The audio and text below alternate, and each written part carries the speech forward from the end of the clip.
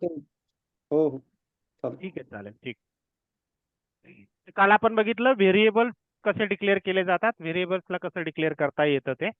व्हेरिएबलचे नाव काय ठेवू शकतो आपण हे पाहिलं. व्हेरिएबल का ठेवायचे असतात, यूज का करायचे असतात काय व्हेरिएबल, कारण आपल्याला डेटा स्टोअर करायचा असतो प्रोग्रामिंग मध्ये आणि त्याला यूज करायचं असतं. आशिष सरांनी विचारलं होतं, सर व्हॉट इज फेचिंग. फेचिंगचा अर्थ असतो रिट्रीव्ह करणे किंवा काढणे. एखाद्या ठिकाणी जर प्रोग्राम मध्ये काही ठेवलेलं असेल तर त्याला प्रोग्रामिंग मध्येच लॉजिकली त्याला रिट्रीव्ह करावं लागतं किंवा फेच करावं लागतं. ते आपण पाहणारच आहोत पुढे. पण आपण हळूहळू बेसिक्स पासून स्टार्ट करतोय, म्हणून आज आपण करूयात की सी प्रोग्रामिंग किंवा सी शार्प असेल किंवा इतर कुठलेही प्रोग्रामिंग लँग्वेजेस असतील त्याच्यामध्ये मग जे लिहिलं होतं आपण असं लिहिलं होतं INT A इक्वल टू 10. याच्यामध्ये मी तुम्हाला 3 गोष्टी सांगितलेल्या होत्या. आसिफ सर समझ रहा है ना, मराठी समझता है ना Asif sir? Yes sir yes. No issue. Good. Yes. तो इसमें मैंने बोला था कि 3 चीजें हैं. पहला है ये जो लिखा है इसको बोलते हैं data type. Yes. Data type. ये जो ये है, ये जो ए है इसका है variable. Variable name. Variable name. और ये जो 10 है, ये 10 आप जब आपकी बन जाती है वैल्यू. वैल्यू. राइट. वैल्यू. इस तरीके से. अब जो ये डेटा टाइप है ना, ऐसे कितने डेटा टाइप्स होते हैं प्रोग्रामिंग लैंग्वेज में, वो हमको समझ के लेना पड़ेगा. तो there are basically 3 main types of data. 3 main types data के हैं. हमें वही सीखना है अभी आगे 2-3 दिनों में. So data types inbuilt in data C type. Yes. Programming. C programming data types क्यों लेने पड़ते हैं हमको, क्यों यूज करने पड़ते हैं? क्योंकि हमको बताना पड़ता है कि हम जो वैल्यू स्टोर कर रहे हैं वो वैल्यू किस तरह के डेटा की है, उसमें कौन सा डेटा स्टोर्ड है. तो वो धीरे धीरे हम सीखेंगे. अभी इनिशियली हम समझ लेंगे कि डेटा टाइप कितने तरह के होते हैं. So there are mainly 3 types of data in C programming. पहला होता है आपका built in data type. Primary. हाँ. Okay. Sir built in data type, derived data type and user defined data type, these are also primary, types of built in और primitive. built in. इस तरीके से नाम है उसके. Okay okay sir. Primitive, primary या built in data type, कुछ भी बोल सकते हो. ठीक है. जो हमारे एप्लीकेशन के साथ, जैसे ही हमने टर्बो C++ इंस्टॉल किया हमारे मशीन में, वैसे ही हमारे उसके साथ जो आए हुए हैं उनको हम बोलेंगे बिल्ट इन डेटा टाइप या प्रिमिटिव डेटा टाइप या बेसिक डेटा टाइप, जिनके भरोसे पर सारी प्रोग्रामिंग लैंग्वेजेस चला करती है. दूसरा होता है derived data type. I guess ये हुआ है क्या अपना? ये सर आपने लिए थे, ये सिर्फ टाइप्स लिए थे, 3 टाइप्स बोले तीसरा, थे. हाँ, तीसरा होता है user defined. User defined data type. User defined data type. तो इस तरीके से 3 डेटा टाइप्स होते हैं. ये कट गया है. 3 डेटा टाइप होते हैं. प्रिमिटिव या प्राइमरी बोल सकते हैं या बिल्ट इन बोल सकते हैं. डिराइव डेटा टाइप होता है. और तीसरा होता है यूजर डेटा टाइप. अब ये जो यूजर डिफाइंड डेटा टाइप है या डिराइव डेटा टाइप है या प्राइमरी डेटा टाइप है, इन डेटा टाइप्स में भी अलग अलग सब टाइप्स होते हैं. तो इसमें एक सब टाइप है जो हमको बेसिकली देखना है, वो ये है कैरेक्टर. कैरेक्टर, ये फर्स्ट हो गया कैरेक्टर. दूसरा है इंटीजर. और तीसरा है फ्लोट. ये कहाँ आ गए? प्रिमिटिव या बिल्ट इन डेटा टाइप में. ठीक है. हमको ये बेसिक समझना है. ये 3 अगर हम समझते हैं बेसिक, तो इन तीनों के ऊपर डिराइव डेटा टाइप बने हुए होते हैं. डिराइव डेटा टाइप का मतलब ये है कि अगर दूध आपका प्रिमिटिव डेटा टाइप या बिल्ट इन डेटा टाइप होता है तो डिराइव डेटा टाइप को हम दही बोल सकते हैं. दूध के ऊपर प्रक्रिया करके अगर कुछ बनाया जाता है तो उसको बोला जाता है डिराइव्ड. और डिराइव डेटा टाइप्स में आते हैं सी प्रोग्रामिंग में. सबसे पहला आता है एरे. दूसरा आता है स्ट्रिंग. तीसरा आता है फंक्शन. बस अभी के लिए इतना ही काफी है, ठीक है। हम्म, पहला है ओके सर। एरे, दूसरा है स्ट्रिंग, तीसरा है फंक्शन, और एक चीज सीखते हैं चलते चलते, फोर्थ है पॉइंटर। पॉइंटर इस तरीके से डिराइव डेटा टाइप में आते हैं, ठीक है। फिर user defined data type. User defined data type में पहला होता है स्ट्रक्चर, और दूसरा होता है क्लास। और जैसे ही ये क्लास स्टार्ट होता है, यहाँ से आपका सी प्लस प्लस स्टार्ट हो जाता है। सी प्लस प्लस स्टार्ट हो जाता है। एक दूसरी प्रोग्रामिंग लैंग्वेज स्टार्ट होती है, जिसको हम बोलते हैं ऑब्जेक्ट ओरिएंटेड प्रोग्रामिंग, ठीक है। जो कि हमारा सी शार्प जो है वो ऑब्जेक्ट ओरिएंटेड प्रोग्रामिंग में आता है। अब ये देखो ये कैसे कैसे बन रहा है। ये पहले तो कैरेक्टर है बेसिक डेटा टाइप, इंटीजर है बेसिक डेटा टाइप, फ्लोट है बेसिक डेटा टाइप, और इनके ऊपर बनाया हुआ एरे, स्ट्रिंग, फंक्शन, पॉइंटर। और ये यूजर जो डिफाइंड है, यूजर डिफाइंड का मतलब होता है अगर दही आपने डिराइव्ड बनाया है तो यूजर डिफाइन होता है उसकी लस्सी, या कोई कोई छाछ बना के पीता है, मसाला डाल के पीता है। तो अपने अपने हिसाब से, अपने तरीके से जो हम डेटा टाइप बनाएंगे उसे हम स्ट्रक्चर बोलेंगे, और स्ट्रक्चर के थोड़ा आगे जाएंगे तो क्लासेस बनते हैं। और जैसे ही क्लासेस का स्टार्ट होता है वैसे ही object oriented programming language C language के अंदर स्टार्ट हो जाती है, जिसका नाम बन जाता है बाद में सी प्लस प्लस। तो लेट्स स्टार्ट बाय वन, इसको देखने के लिए स्टार्ट करते हैं हम, ठीक है। चलेगा, ये समझ में आया आपको? Yes sir. ये पूरा यस आर्किटेक्चर सर। है डेटा टाइप्स का, आर्किटेक्चर सी प्रोग्रामिंग में। इससे भी ज्यादा और होते हैं, लेकिन हमको वो देखने की जरूरत नहीं है। बीइंग अ प्रोग्रामिंग लर्नर, हमको इतना सारा सीखने की जरूरत नहीं है, जितना आवश्यक है उतना ही हम इसमें ले रहे हैं, ठीक है। Okay sir. ठीक है, वन बाय वन हमें अभी देखने की कोशिश करेंगे। तो सबसे पहले देखते हैं character data type. Character,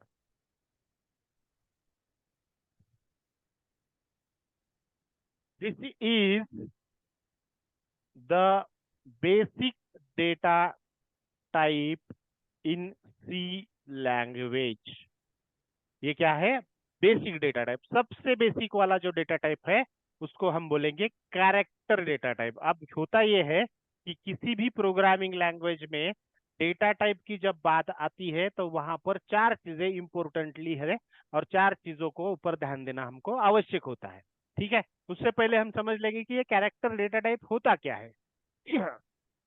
if you see your keyboard very carefully, अगर आप आपके कीबोर्ड को केयरफुली देखोगे तो कीबोर्ड पे आपके अल्फाबेट, नंबर और स्पेशल सिंबल रहेंगे हर की के ऊपर।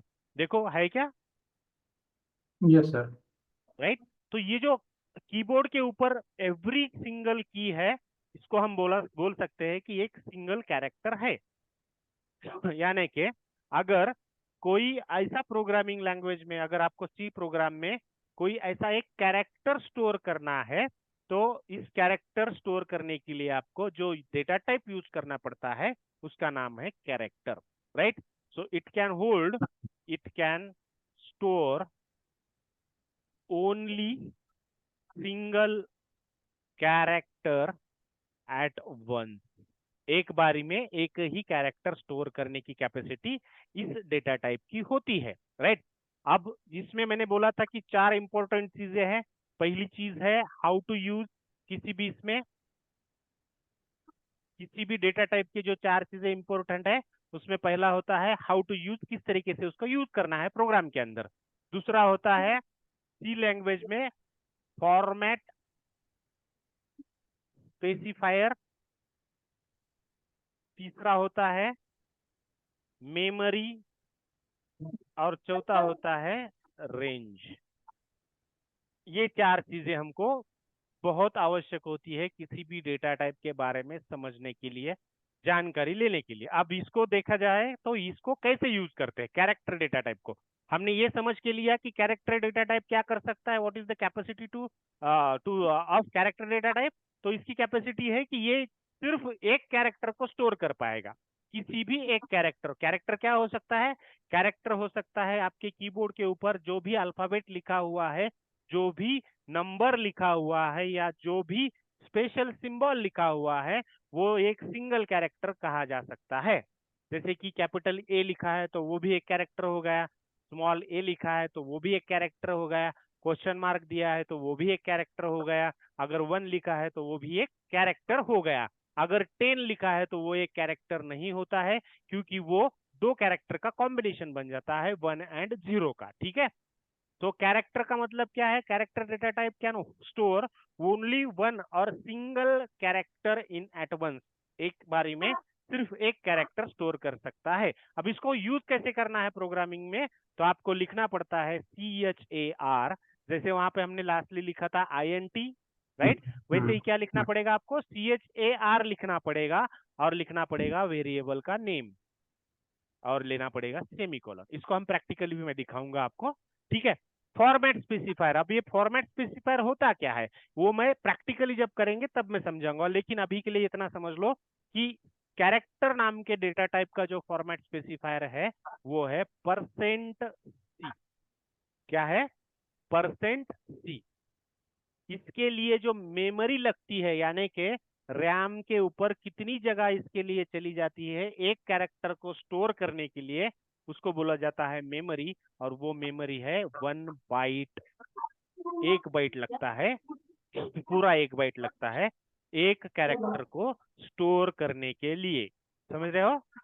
अब रेंज, रेंज क्या होती है, तो देखो अगर आपने कीबोर्ड पे अच्छे से देखा होगा ध्यान दे करके, या फिर आपको कभी पता रहेगा, तो there are total 256 character in programming. किसी भी प्रोग्रामिंग में कितने कैरेक्टर्स है, 256। 256।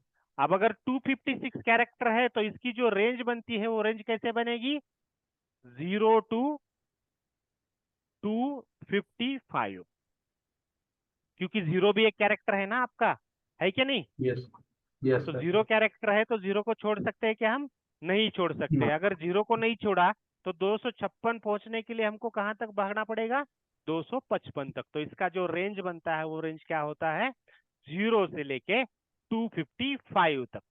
ठीक है, 0 से लेके यस, 255 तक, राइट, ये समझ में आ गया आपको। अब इसको देखते हैं प्रैक्टिकली कैसे यूज किया जाता है, चलेंगे देखेंगे। यस। चार चीजें सबसे इंपॉर्टेंट होती है किसी भी डेटा टाइप में, कैसे उसको यूज किया जा सकता है, उसका फॉर्मेट स्पेसिफायर क्या है, जो मैं आगे समझाऊंगा आपको कि फॉर्मेट स्पेसिफायर किसे बोलते हैं। तीसरी होती है मेमोरी कितनी लगती है उसको, और चौथा होता है उसकी रेंज कितनी है, मतलब कौन सा कैरेक्टर आप स्टोर कर पाओगे, कहाँ से लेके कहाँ तक। तो अपने पास 256 ही कैरेक्टर है तो कहाँ से कहाँ तक स्टोर कर पाएंगे, 0 से लेके 255 तक। ठीक है, और हर कैरेक्टर का एक स्पेशल सिंबल या स्पेशल नंबर दिया हुआ होता है, उस नंबर को ASCII वैल्यूज बोला जाते हैं। वो हम कल परसों देख लेंगे, अभी इसको देखने की जरूरत नहीं है हमको। ठीक है, तो चलो देखते यस, हैं प्रैक्टिकली इसका यूज कैसे किया जाता है।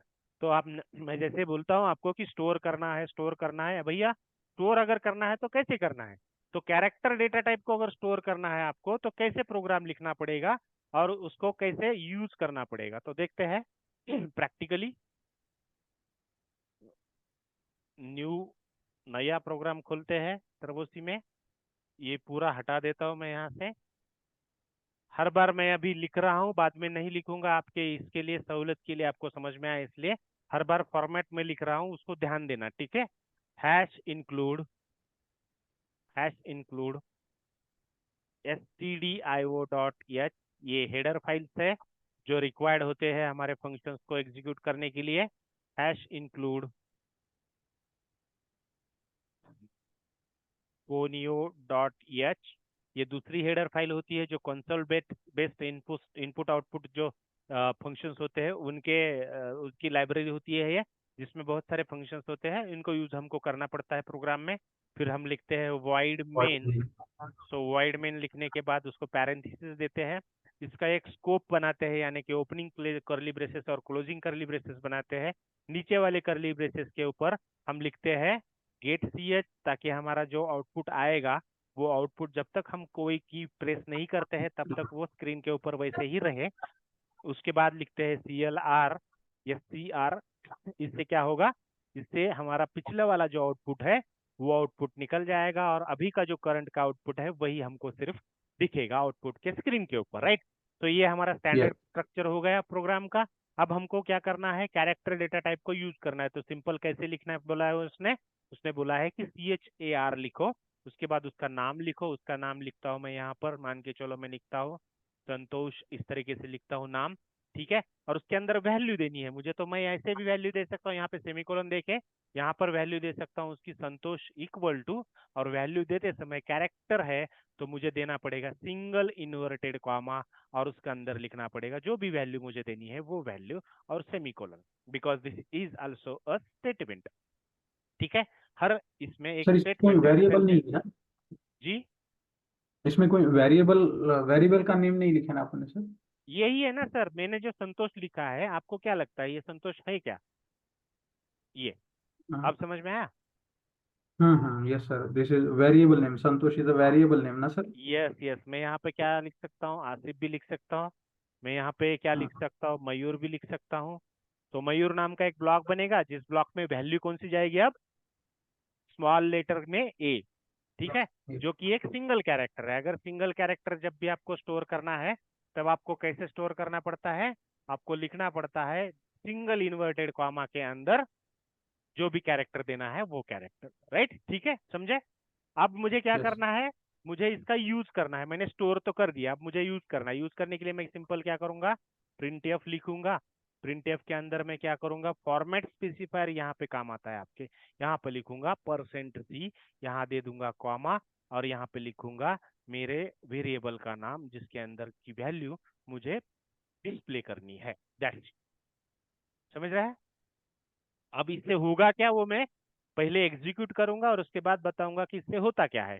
कंपाइल किया, zero error zero warning, run किया तो देखो मैंने क्या स्टोर किया था, ए स्टोर किया था। ए आ गया आउटपुट के स्क्रीन के ऊपर, दिख रहा होगा। यस, यस, अब मैं दूसरा यस कोई कैरेक्टर बताओ मुझे, कोई भी कैरेक्टर मैं इसमें दे देता हूँ। symbol we can use sir, symbol. कौन सा सिंबल बोलो। Hash, I think hash is not चलो this is a they key. दिया हैश, ठीक है, दे दिया। Yes, कंपाइल किया, आ गया।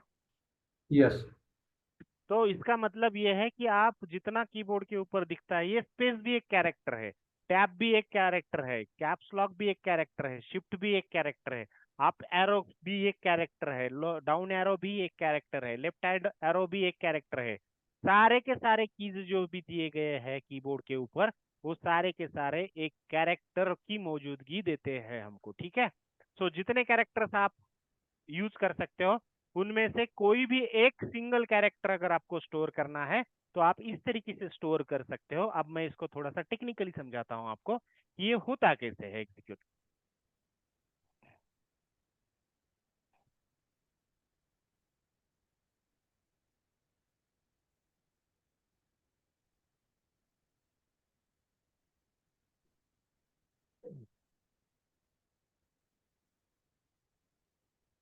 तो दिस इज आवर कंपाइलर।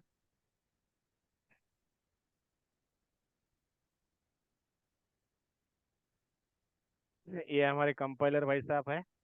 अब ये क्या करते हैं, one by one, line by line, from top to where, bottom and left to right हमारा प्रोग्राम एग्जीक्यूट करते हैं, काम करते हैं, बराबर है। अब ये पहली yes, बार यहाँ आएंगे तो क्या होगा, ये देखते हैं हैश इंक्लूड लिखा है, stdio.h लिखा है, तो ये समझ जाते हैं कि मुझे क्या करना है। ये जो stdio.h लिखी है ये हेडर फाइल मुझे इस प्रोग्राम के लिए अवेलेबल करवा के देनी है। सो उस साइड में वो रख देता है इसको निकाल के, ठीक है। फिर आता है yes, यहाँ पर conio.h, सिमिलरली उसके साथ भी वही करता है। तो दोनों फाइल्स के जो भी फंक्शंस रहेंगे वो रेडी करके रख देगा, ठीक है। अब उसके बाद क्या है, उसके बाद आएगा वो क्या पूछेगा, पहला उसका पसंदीदा सवाल होता है, क्या होता है, where main is function, main where is, function, where is main function. अब वो पूछता है खुद से और खुद ही पता कर लेता है कि मेन फंक्शन कहाँ लिखा है, तो उसको void पता main, चलता है मेन यहाँ पर लिखा है। उसके आगे फंक्शन का सिंबल भी दिया है, तो ये समझ जाता है कि this is nothing but a main function. अब मेन फंक्शन लिखा है तो वो देखता क्या है कि उसका ओपनिंग करली ब्रेसेस और क्लोजिंग करली ब्रेसेस है क्या। अगर ओपनिंग करली ब्रेसेस और क्लोजिंग करली ब्रेसेस है तो उसको पता चल जाता है कि मुझे यहाँ से लेकर यहाँ तक प्रोग्राम को एग्जीक्यूट करना है। ठीक है, वो आता है इसके अंदर। इसके अंदर जैसे आता है वो ढूंढता है, उसे मिल जाता है CLR SCR। अब इसका मीनिंग जो है, ये जो है CLR SCR, ये कंसोल बेस इनपुट आउटपुट का फाइल का फंक्शन है। तो ये ढूंढने चला जाता है, इसका मतलब लिखा कहाँ पे है, यहाँ लिखा होता है conio डॉट एच के अंदर। ठीक है, तो conio डॉट एच के अंदर का क्या लिखा होता है, लिखा होता है कि आप जाओ स्क्रीन के ऊपर, आउटपुट के स्क्रीन के ऊपर, और उसको साफ करके चकाचक रख दो हमारे नए आने वाले आउटपुट के लिए। बस इतना करके वो वापस यहाँ आ जाता है नेक्स्ट लाइन के ऊपर, क्योंकि यहाँ का काम खत्म होता है। नेक्स्ट लाइन के ऊपर आता है, यहाँ पे क्या लिखा है, CHAR लिखा है, मयूर लिखा है, इक्वल टू लिखा है और हैश लिखा है, ऐसा कुछ लिखा है। जैसे ही वो पढ़ता है कि CHAR लिखा है, वो समझ जाता है कि बंदे ने क्या किया है, एक वेरिएबल डिक्लेयर किया है और वेरिएबल का नाम दिया है मयूर। तो ये क्या करता है, ये रैम के ऊपर चला जाता है तुरंत। ये रैम है मान के चलो, रैम के ऊपर चला जाता है तुरंत, रैम के ऊपर एक ब्लॉक बनाता है, जिस ब्लॉक का नाम वो रखता है मयूर। ये नाम रखता है, इसका नाम रखता है मयूर। ठीक है, जिसका डेटा टाइप वो रखता है कैरेक्टर,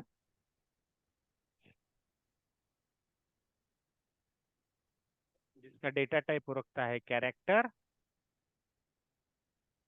और जिसमें वैल्यू दिए है हैश। यानी कि हमें जब भी असाइनमेंट ऑपरेटर होता है, बीच में इक्वल टू ऑपरेटर होता है, इसका मतलब हमेशा ऐसा रहेगा किसी भी प्रोग्रामिंग लैंग्वेज में, राइट हैंड साइड की जो वैल्यू रहेगी वो लेफ्ट हैंड साइड के वेरिएबल में जाएगी। तो मयूर नाम का जो वेरिएबल है, उस वेरिएबल में कौन सी वैल्यू जाएगी, अभी हैश वैल्यू जाएगी, ये वाली। तो ये कैरेक्टर है, इसको लिखने का तरीका ऐसा ही है, सिंगल इन्वर्टेड कॉमा में लिखा जाता है।